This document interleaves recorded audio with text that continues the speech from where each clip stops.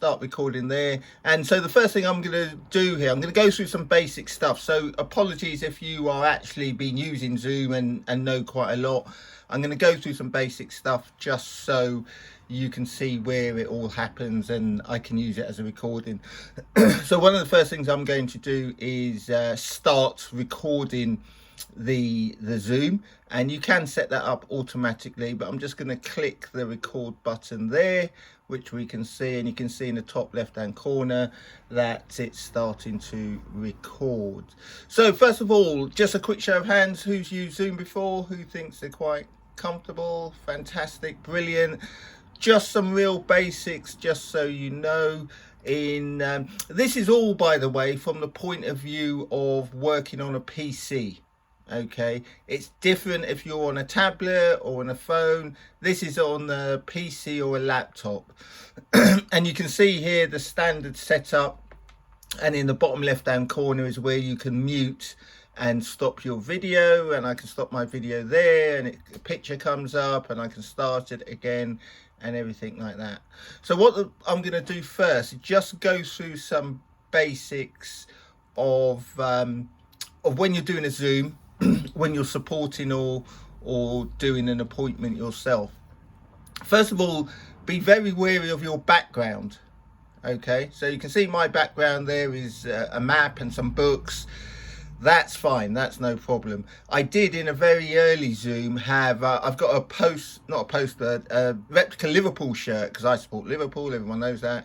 And it's funny that a guest saw that in the background and commented on it, and he supported Manchester United, and it could just cause a bit of, so just be wary of your background. And obviously there's no annual Playboy calendars or anything like that which you may have in your office. If you do do be wary, because some of you may have seen the controversy of somebody who they then took a still of his bookshelf and looked at the books that they got on the bookshelf, and there was some really interesting stuff, Holocaust denying and all this sort of stuff. So again, be wary what's on your bookshelf. Some of you will use these backgrounds that you can use. I personally don't like them, but if you want to use one of these artificial backgrounds, make sure it's done properly. You've actually got a green screen and all that sort of stuff, so you can use that. So one of the first things I'm going to do, I'm actually going to go on to my Zoom homepage and show you just some of the basics there. So to do that, I'm going to share screen, and this is quite handy, going to show you how to share screen as well. There's just a button there that says share screen. It's not difficult, and you just click that and it comes up, and I like to share my desktop, so it shows everything on your desktop. So what happens there is all the people go to one side, and you can see the view there in there. Now what you can also do, you can change that to gallery view, where you can see everyone on the call. You can change it to just one view, or you can actually get rid of all the cameras altogether. I like to see people as I'm doing a Zoom, and obviously if it's only one-to-one, you're going to still see the person there. And at the bottom there, you've still got all your controls. Now when you're doing screen share, again, it's very important that you're mindful of what's on your computer. So again, you can see my tabs here. I've got my email account here, I've got my partner portal here, and a couple of things there as well. So if you've been looking at some stuff, make sure it's all locked down, okay? Because whatever you've been looking at, again, I'll use the football analogy. I might have liverpoolfc.com up there, and somebody takes offense to that. So just make sure all pages and documents and everything like that is closed down. So when you log on to Zoom, this is what you see.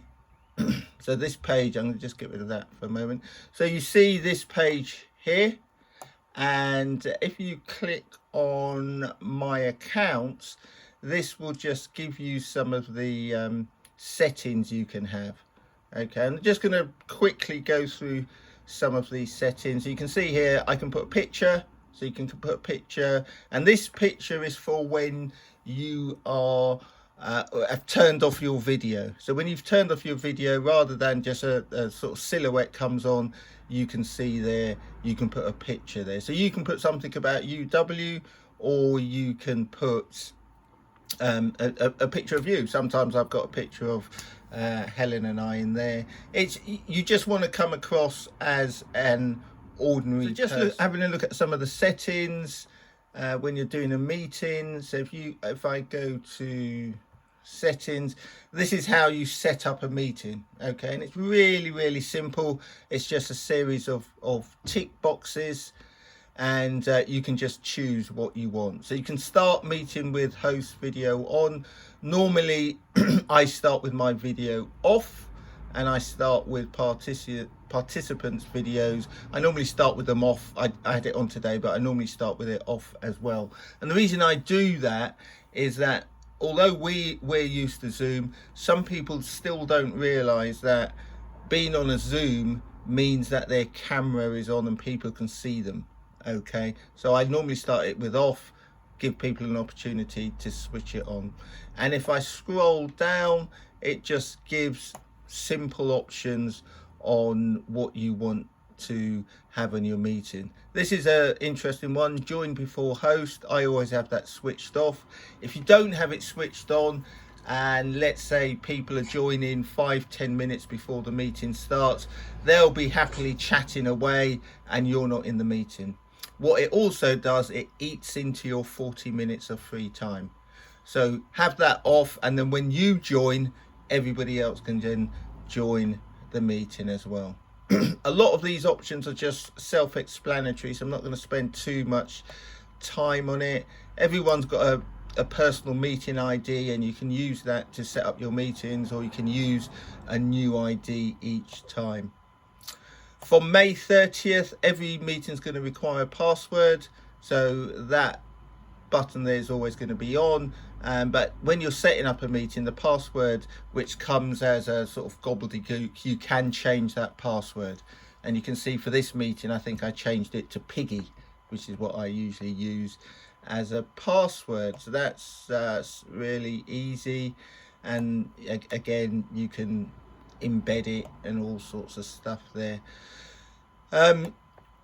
Mute participants on entry. Again, this is if you're doing team Zooms where you may have 50, 100 people on. It's handy to do that. I find that it doesn't actually particularly work very well, and then when you're in a meeting, and you'll see this, you won't see this on the Zoom, but you'll see it on the recording, you can actually go into participants here and you can mute people as and when you need to. If you're doing a Zoom and especially if you've got another speaker and somebody joins late and aren't muted, you as the host has got to keep an eye out and be wary that to mute people where there's noise coming from. It always amazes me that the places where there's most noise, people don't realize that they're not on mute. And again, we just go through some basics there. It's all self-explanatory. Chat, if you're doing a Zoom op, I do Zoom op sometimes, I turn this off because I don't want people writing messages while we're presenting.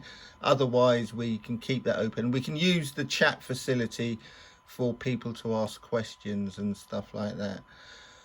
Sounds and stuff I'm not really interested in. And then this is about screen sharing, and I always have it on that all participants can share the screen, except again when I'm doing that Zoom op, when I just click it to host only, that can share the screen. But otherwise I'm quite happy for anybody. When you're doing a Zoom, it's usually people that you know or part of your team, so that's usually okay.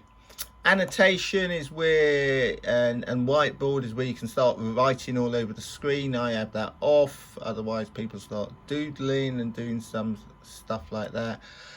Remote control's an interesting one, and we'll come and see what that is. That means you can actually take over somebody's screen. If somebody's on a PC or a laptop, you can take over their screen, and we'll see that a little bit later on. Allow participants to rename themselves. That's good. If I'm doing a training, sometimes people don't have their name set up, so you know, this allows them to rename themselves, and you can also rename people as well. And then we just go into another thing, breakout rooms. We're going to have a quick look at that.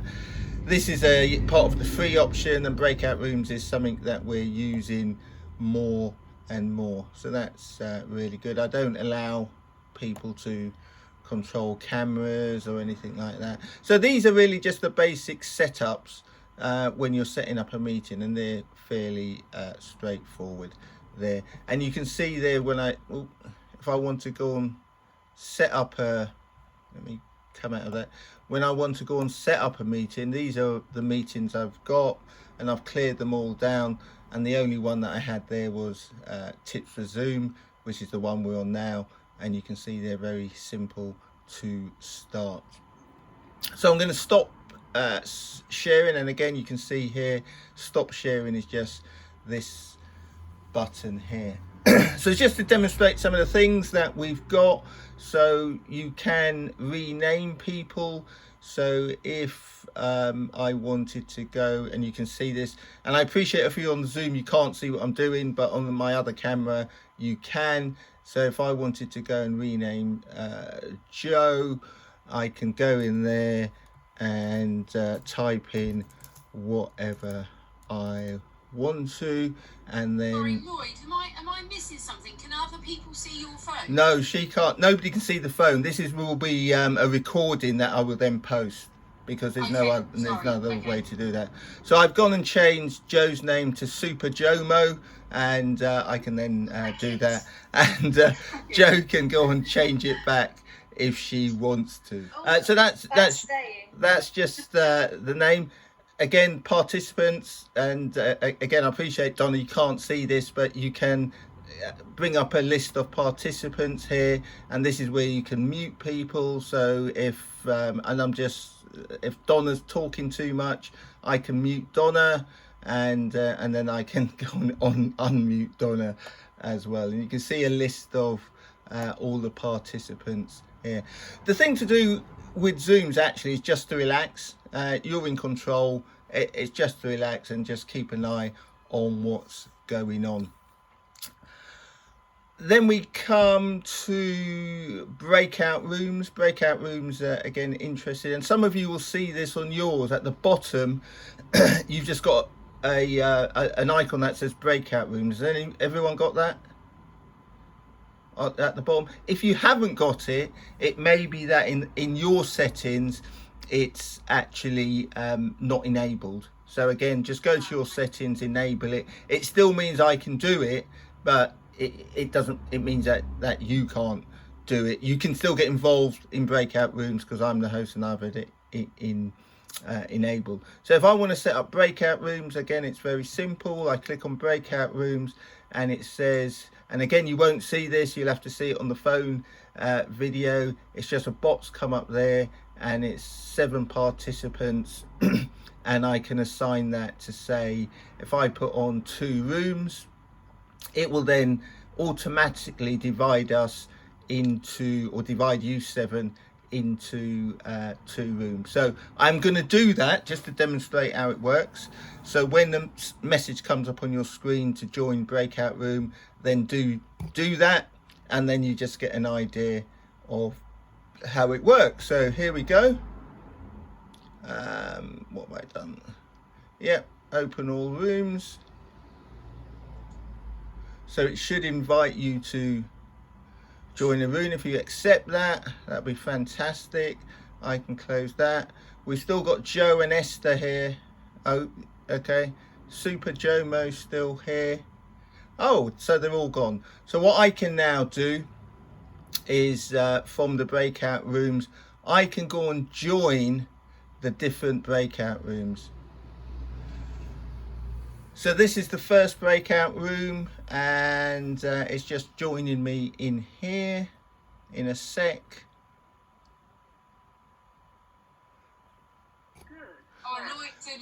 So I've now joined in this breakout room, so you guys might be doing a task together and working together. Even within the breakout room, you can share screens and you can do wonderful things and you can practice and whatever. And me as the host can come and find out if you're doing okay and then leave again. So I am going to leave. See you lot later. Brilliant. Bye. And that brings me back to the main session.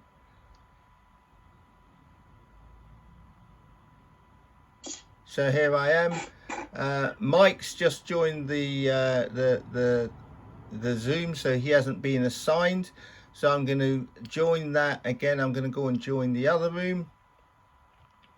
If you just hold on there, Mike.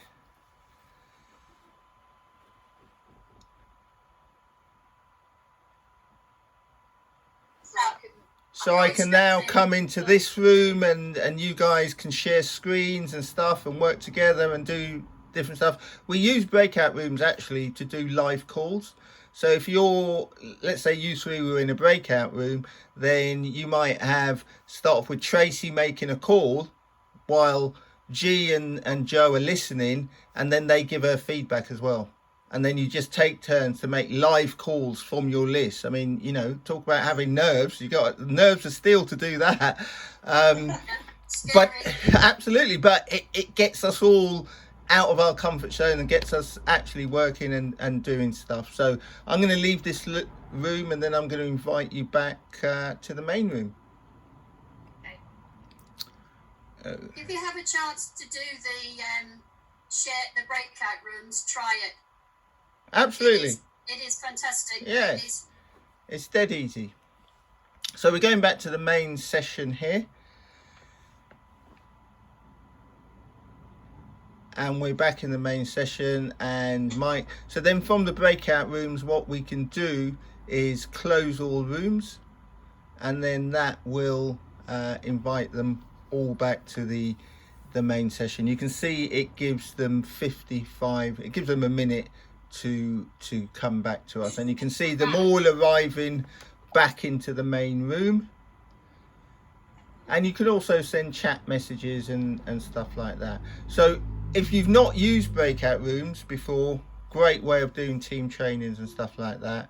And don't be afraid of it. Just, you know, go on, see how it works, and then get involved, because it's a great. Yes. Any questions?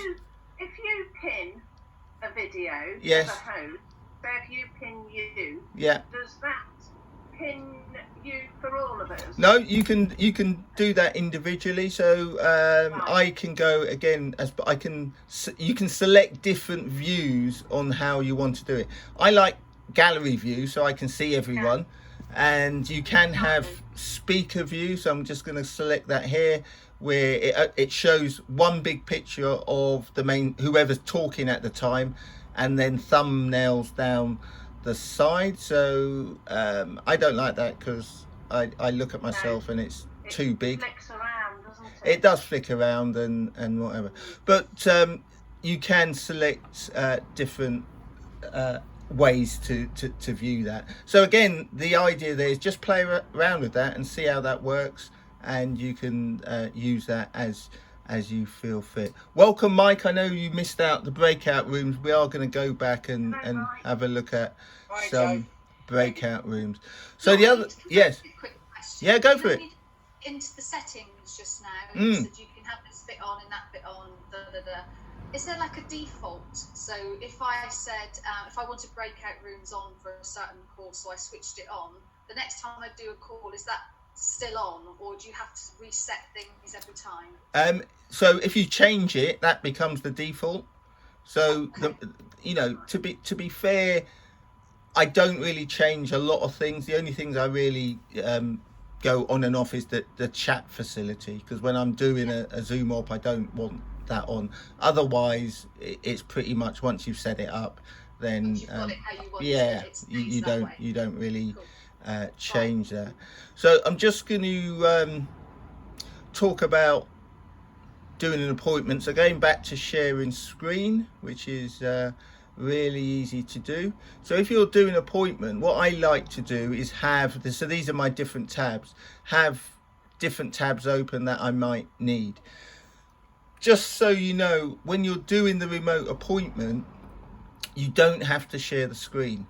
In fact, let me come out of that and show you what you have to do. You don't have to share the screen, but what you have to do is exit full screen on your Zoom so you can still access your browser. So when I exit full screen, you can see the thumbnails down the left hand side and I can still access my browser. But if I just go back into sharing screen, you can see, you can have these already set up, or it's just as easy to type it in. It's not a problem. So if you're going to do an appointment and you want to open, what's the website we go to? Anybody? Presentation. So UW. It's alright, it's on there. Cool. Presentation, and that comes up. Okay, so you can do that all from your dashboard. So I always have the partner portal open. You can go down to your websites here. You all know how to do this. You should all be comfortable doing this. And you've got the websites here. Just an interesting thing again, if you're doing a multiple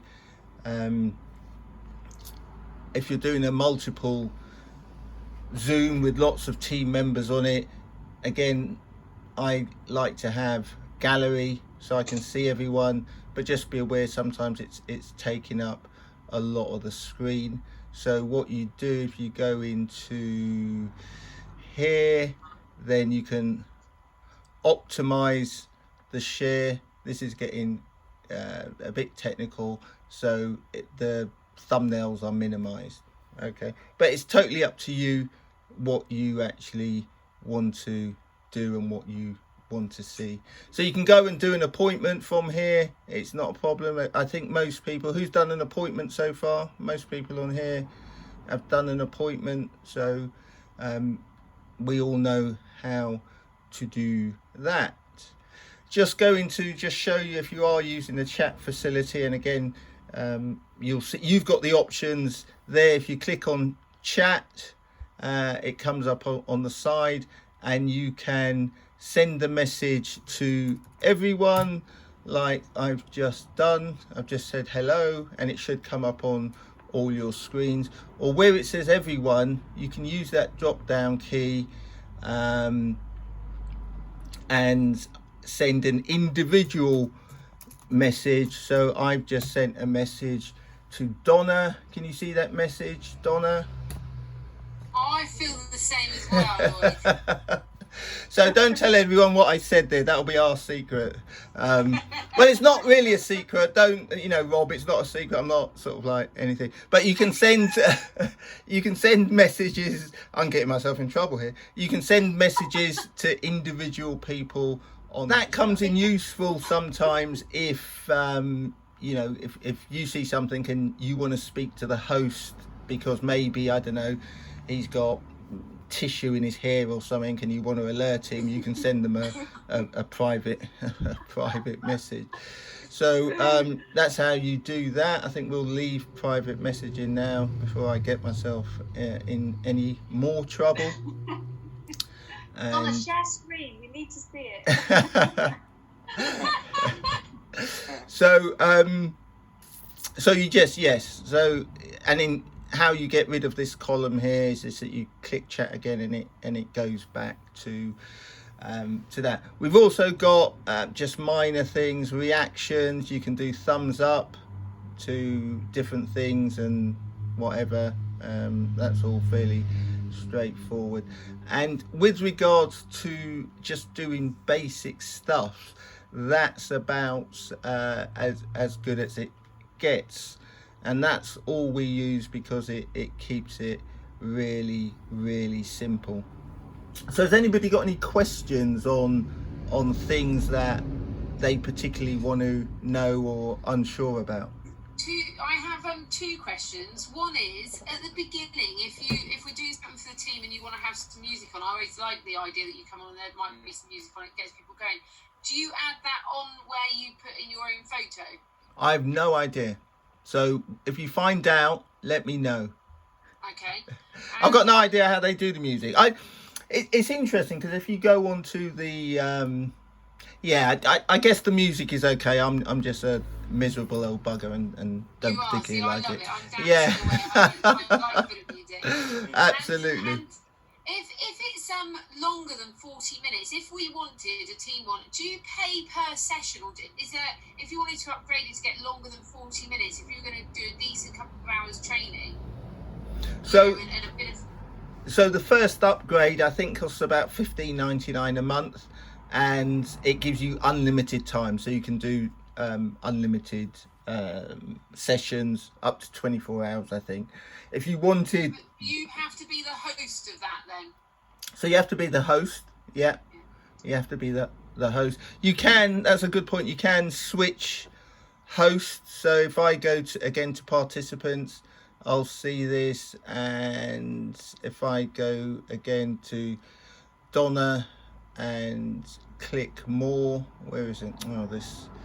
So when what's come up on my screen as well is 10 minutes to go. So it does give you reminders when the time's coming up. So from going back to the participants, I can select there, and I can make Donna host. Okay, so I've now made Donna the host for this particular call, and how do you do that? That's just from the participants. So you highlight their name. Again, you'll see it on this video. You won't see me doing it. And why you may need that is just simply you're presenting, so you may want to make somebody else host who can cope with the muting and all that sort of stuff and whatever. The only challenge with that I see sometimes is that if I've made Donna the host, I have to I have to rely on Donna to make me the host back again. If she goes sort of rogue, suddenly you can have somebody sort of take over the meeting. But right, anyway, so I've actually muted him, so he can't talk now. And we are going to have some music on the next one, because we want a bit of fun, guys. I forgot that he can hear me as well, so I'm going to quickly ask. Absolutely. So that's how you can make someone else host. If you want a co-host, all you do is you sign in on the same account, and you then got a host and a co-host, and then you can both do the muting and the unmuting and stuff like that. Mike, have you got a question? You've got a raised hand. Yeah, I don't know if I missed it. When you're on the Zoom app and you want to minimise it to, like for example, before you share the screen, things like that. I haven't been able to find an escape button or something like that. Okay, so great question. That's the top right hand corner, and you're not going to be able to see me do it because it doesn't show, but on the other recording you can see it. So on your top right hand corner you should just have your normal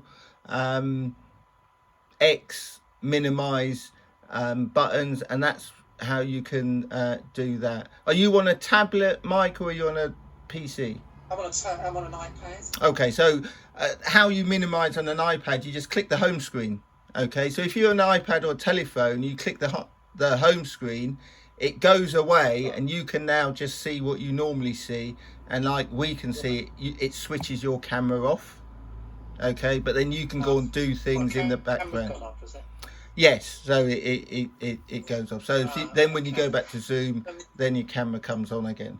But if you're doing an appointment, remember when you send your customer to remote and you go to presentation, you can still see each other's form, because that's independent. I pressed the home screen and it put me back to my home button. But then is there a way I can access Zoom settings, for example, to okay, so the Zoom settings is when you're the host, like you're in now. Can you see how to share screen along the bottom? You might have to tap the screen on an iPad and then the settings come up.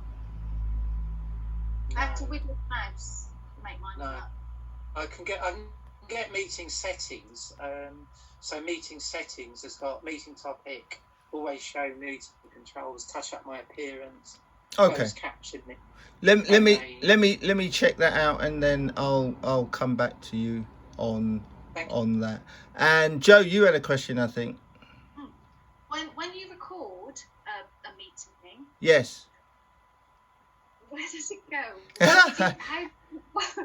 Because we did record one. I was so chuffed I recorded it, but it's gone into some kind of. Great. I don't know. Yeah, when I don't know how to get it back. If I go on to, so if you go into settings, there's a bit where it asks you where you want to. In fact, it's probably on this one. It asks you, if I go on these settings, basics, it goes to, so you can set up where you want it to go. I can't actually. You have to do that before. So you do it before, and I have mine where, oh, here we go, recordings.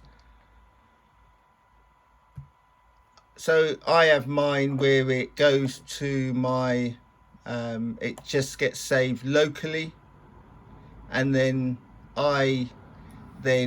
me personally, I then upload it to YouTube and do it then. So you can see the location there where it saves it to, and at the end of the meeting it just loads it up to there, and then you can go and